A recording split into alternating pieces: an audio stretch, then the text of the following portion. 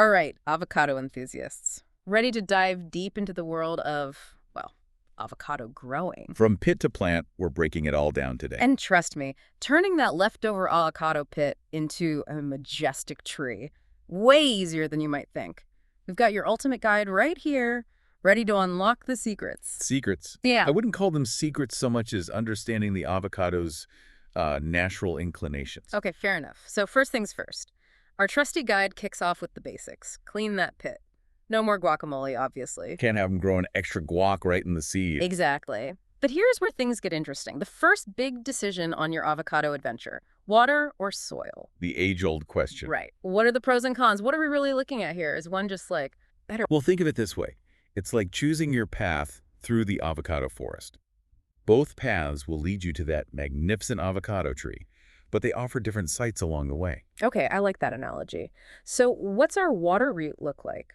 With water, you're really tapping into the avocado's natural affinity for moisture. Picture this. An avocado seed falls to the rainforest floor, often near a stream or river, right? Makes sense. They love those tropical vibes. Exactly. Soaking the pit in water replicates that initial absorption phase, giving those roots a head start. Ah, so that's why we see all those pictures with the toothpicks suspending the pit. It's like a little avocado raft, just chilling in its water world. Precisely. It's all about mimicking nature, even if you're just on a windowsill. Mm. And honestly, there's something incredibly satisfying about watching those roots emerge, isn't there?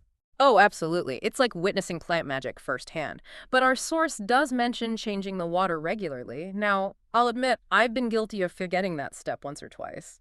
What's the science behind that? Why is fresh water so crucial? Think about it this way. Would you want to sit in the same bathwater for weeks on end? Definitely not. Exactly. Fresh water ensures a constant supply of dissolved oxygen, which is essential for root development. Stagnant water, on the other hand, can become a breeding ground for bacteria, leading to root rot. And trust me, that's not the kind of growth we're aiming for. No, thank you. Okay, so fresh water. Got it. Now, let's say we go the soil route. The guide mentions a specific planting window, March to June. What's the significance of that time frame? Timing, my friend, is everything. Remember how we talked about avocados thriving in tropical region? Well, March to June marks the beginning of the warmer months in many parts of the world. The soil is warming up, days are getting longer, and it's essentially nature's cue for those little seeds to burst forth with life. Ah, so we're aligning with their natural rhythm. Precisely. It's all about maximizing those chances of success. Speaking of maximizing success, our source is also quite specific about the type of soil we should be using for our avocado endeavors. Fertile and well-draining were the exact words, I believe. Now, for those of us who might not be, shall we say, soil connoisseurs, what does that actually mean? No need for a PhD in soil science, I promise. Fertile simply means that the soil is rich in nutrients. Think of it like a buffet for your avocado tree. It's got all the essential vitamins and minerals for healthy growth. Makes sense. And well-draining. Ah, yes. Well-draining soil ensures that water doesn't just sit around the roots, which, you guessed it, can lead to root rot. Nobody wants soggy roots. Definitely not a good look. Okay, so we've tackled water, we've discussed soil, our little avocado pit is sprouting, it's growing, and then we come to a rather intriguing instruction. Pinch the tip. I'll admit, my first thought was, isn't that a bit harsh, the poor little sprout? So, what's the rationale behind giving our avocado a haircut? I know. It seems counterintuitive, but trust me, this is a case of tough love. You see, plants have this natural tendency called apical dominance. Basically, they prioritize upward growth reaching for the sky at the expense of side shoots. So like a teenager who only cares about growing taller and taller. Exactly. And while we applaud their ambition, we also want a well-rounded individual, right? Okay, I see where you're going with this. By pinching off the top, we're disrupting that apical dominance. We're basically telling the plant, hey, instead of just focusing on height, how about branching out a bit? So we're essentially redirecting the plant's energy, encouraging it to become bushier rather than just tall and lanky. You got it. It's like trimming a hedge.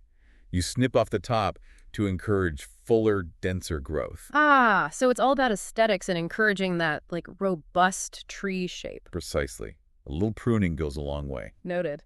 And of course, our growing avocado tree will need the right sustenance. Water, obviously, though I imagine the amount will vary depending on the environment, right? Absolutely. You need to become a bit of an avocado detective. Observe your plant. Feel the soil. How quickly does it dry out? A thirsty avocado will definitely let you know. Thirsty avocados, demanding plant parents. Got it. What about fertilizer?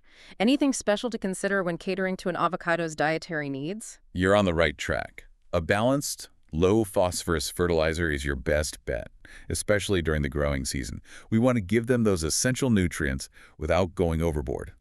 Low phosphorus. Noted. Well, there you have it, folks. From a single seed to a thriving avocado tree, it's truly remarkable what a little patience and the right know-how can achieve. It really speaks to the power of nature. And honestly, once you've conquered the avocado, who knows what you'll grow next? The possibilities are endless.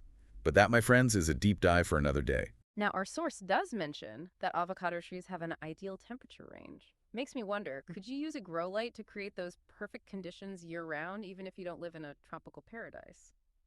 Something to ponder as you embark on your own avocado growing journey.